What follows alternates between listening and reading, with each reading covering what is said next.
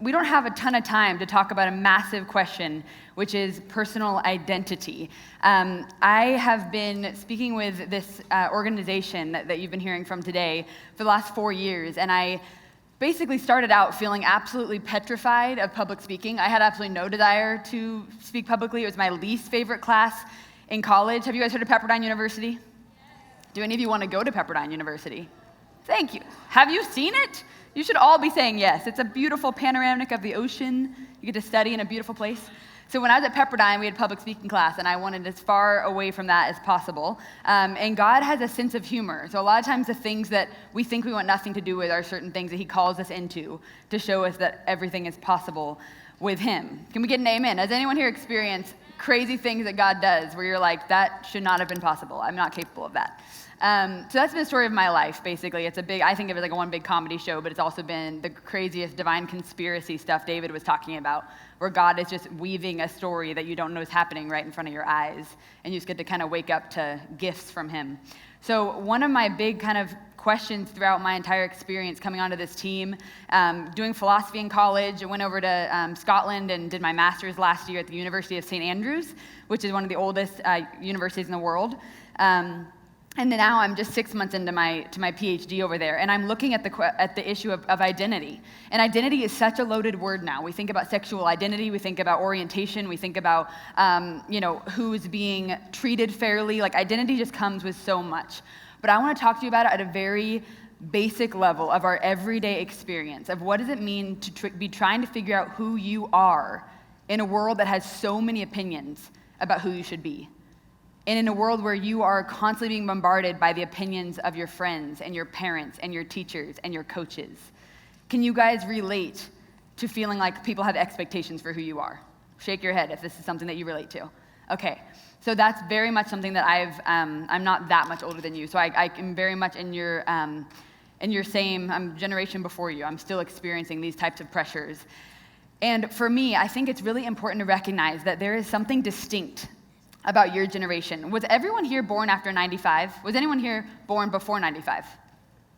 So only a few. So most of you were born Vince Vitale, not to call out your age or anything. He was born before 95, that's true. I was too. But do you guys know that one of the names for your generation is iGen? Have you guys heard that? The I generation. Do you know what the I stands for? Intellectual, nice, I like that. Okay, I might have heard it. It stands for individualism and internet. You guys are the first generation to have never known a day without internet. Most people have new decades without ever having internet. Social media was not a thing, but a lot of you had social media by the time you were 10. Is that true? That is so unusual. So because of that, as you guys know, you have exposure to so many amazing resources because you have such a knowledge of how to use the internet, how to use technology. You are seeing how much human beings are capable of and how much we can do. That is all amazing. The other part of it is that we are constantly bombarded by opinions about what it means to be human, what you should value, what you should care about, who you should strive to become, what you should look like. Do you guys feel that on your Instagrams? I know I do. I look at it and I'm like, dang, I thought I was all right, but man, I got a lot of work to do on every area because people are living crazy awesome lives. They look incredible. They seem to be achieving so much. So what I want to talk to you guys about today in this few minutes that I have with you is, what does it mean to be a person? What does it mean to be you? And where are you supposed to look for an identity that will actually give you fulfillment, satisfaction, purpose? Where do you look for an identity that will actually answer the deepest questions of the human heart? Where did you come from? Where are you going? What's the purpose of your life? Why is there suffering? These are all questions that revolve around identity. I was recently on the University of Cardiff campus. Have you guys heard of Cardiff? It's in Wales. I hadn't either, so I'm there where am I? I didn't even know this was a place. And I'm walking on campus, and I held up a sign, and the sign said, "If God exists, would you want to know?" Okay, would anybody here say no to that question? If God exists, I can prove it to you, test tube, what I think we all want. If God exists, would you want to know? The first two girls to come up to me on this campus walked up and said, "No, we wouldn't want to know." And I said, "Wait, hold on, did you get the question? I'm saying I can tell you he for sure exists, if that was possible. You just wouldn't want to know he's there? And they said, no. And I said, why? You know what they said? They said, because then, depending on who God is, I might have to change the way I live. I don't want to know who God is, because if I found out he existed, I might have to change the way I live. They were right about one thing. If God's real, he has a demand on our lives. And if he's good or bad, that makes a big difference to what that means for us. If God is real, it would seem like he has some say in how we live our lives. But what they, I think, got wrong was that they viewed any sense of authority, someone above them, an almighty personal God, for example, as something that would threaten their identity. What if I can't express all my desires? Wouldn't that be the end of who I really am? I don't want to know if God's there. Abdu Murray's on our team. He just wrote a book about truth. And he said that we're in an age where truth, knowing what's really true, has been sacrificed on the altar of human autonomy, human freedom, human choice. Do you guys resonate with that? Like now it's more important that we really do whatever it is that's really true to us. And anyone who tells us otherwise needs to be X'd out of our lives. Do you hear that narrative?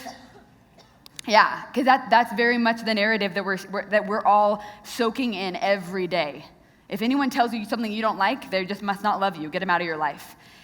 What I want to speak to you about in our last few minutes together is that we all are going to look somewhere to get our identity. If you've decided that God might restrict your freedom, so we're going to go away from that, I get that. I've been there. Like just feeling like I don't want to know what God wants. There seems to be so many rules in Christianity. I just want to do what I want. You're still going to look to something outside yourself to define who you are, whether it's God or not. How many of you guys have a hero? How many of you guys raise your hand if you have someone that you look to, or a celebrity, a coach, a sports, someone in your life that you go, I want to be just like that. That's what I'm going for. Almost everyone's raising their hand, and the reason is because as humans, we are not self-referential. What that means is we don't just look to ourselves for information. We naturally look outward and say, wait, I need to orient myself. Who am I meant to be? What is life about? How do I live a happy life? How many of you care about living a happy life? How many of you want to be happy? Those of you who aren't raising your hand, I think you just haven't gotten there yet. We all want to be happy.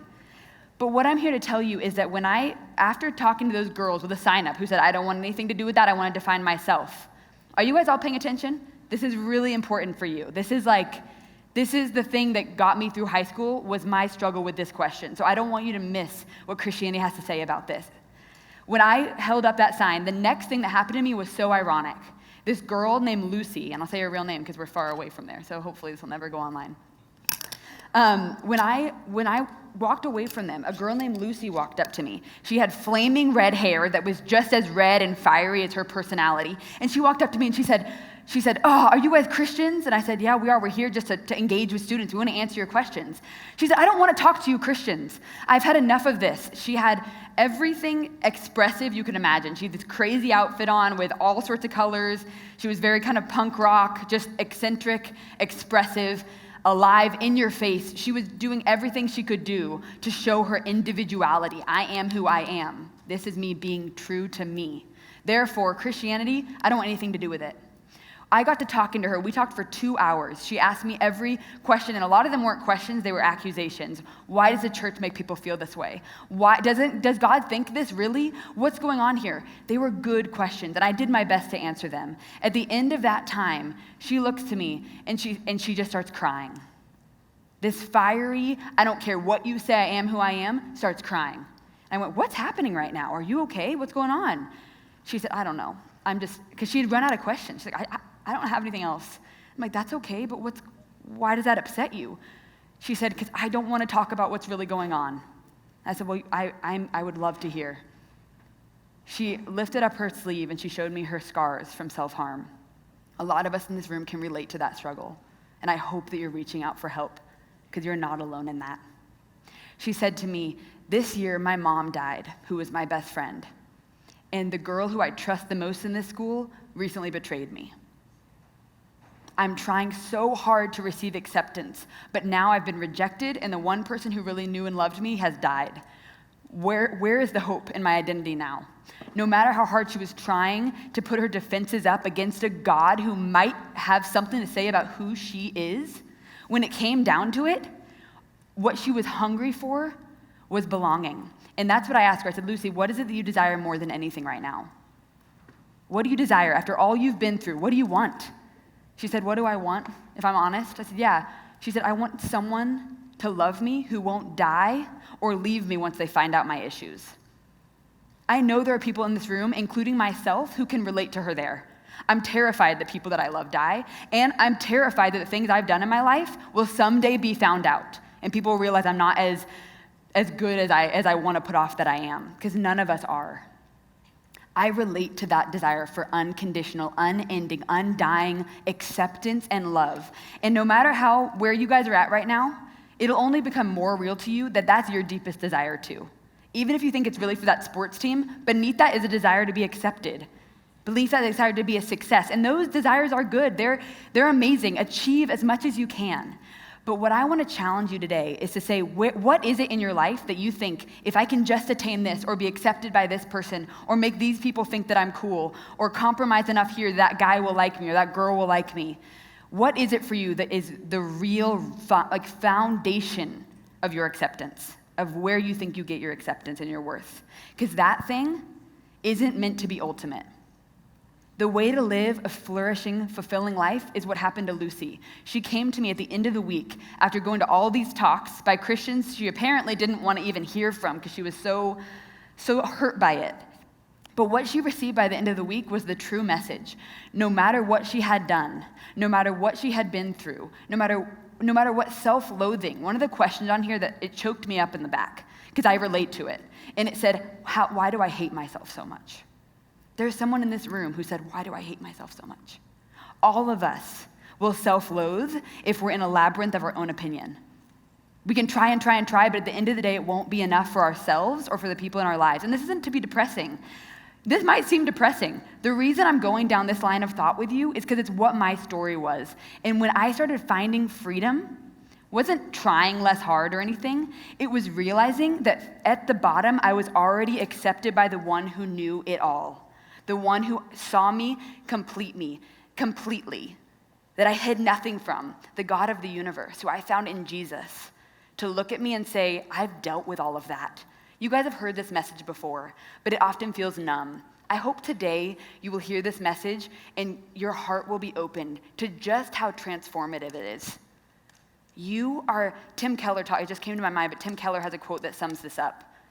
He says, to be loved, say someone loves you, but you're not known by them, they barely know you. That's comforting, but it's superficial because they don't really know the depths of you. To be known fully and rejected is our worst fear. But to be fully known and comprehensively loved is what we all need, guys and girls, strong and weak.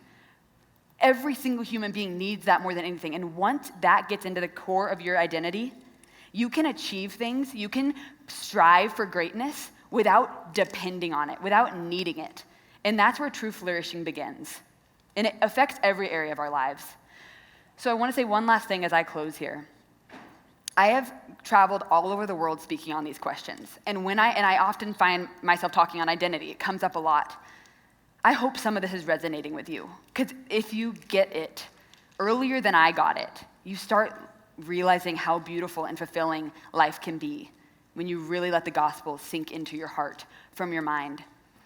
But everywhere that I have gone, no matter if they're Harvard professors, MIT professors, people that have studied law, people that are musicians, actors in Hollywood, I'm from LA, you're in Las Vegas, you can relate, everyone deals with shame.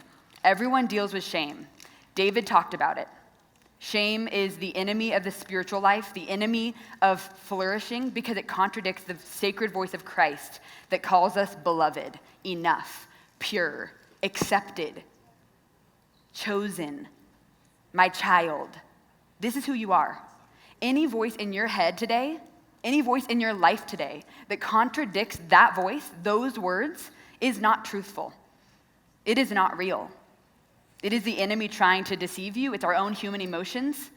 And I thank God we do not have to be defined by our own emotions. We do not have to just look within and do whatever we want, because we all know we don't always want things that are good for us. This is a call for you guys to get out of the labyrinth of subjectivity, which is just, it's all about what you want. Get out of that prison. Step into a broader space where you get to see with me, as all of us equal children of God, what we were created for. I hope today you will give any shame that you have to God and receive his complete forgiveness. In Isaiah, it says, "Those who have put their trust in me will never be put to shame. Not only will I not repay them for their evil, I will give them a double portion of a gift of grace." That's on the plate right here, offering to every single one of you from the God of the universe. That's something we should never get used to. So I hope that this encourages you. You are chosen and beloved. And I hope that if you want to talk about where your struggle lies, because we all have them, that you'll come up afterwards and you'll have conversations with us. You'll get prayer, or you'll just ask more questions. That's what we're here for. That's what your teachers are here for. That's what your pastors are here for. Ask your questions. God isn't afraid of them, and we're not either. Thank you so much for your time. I'm going to now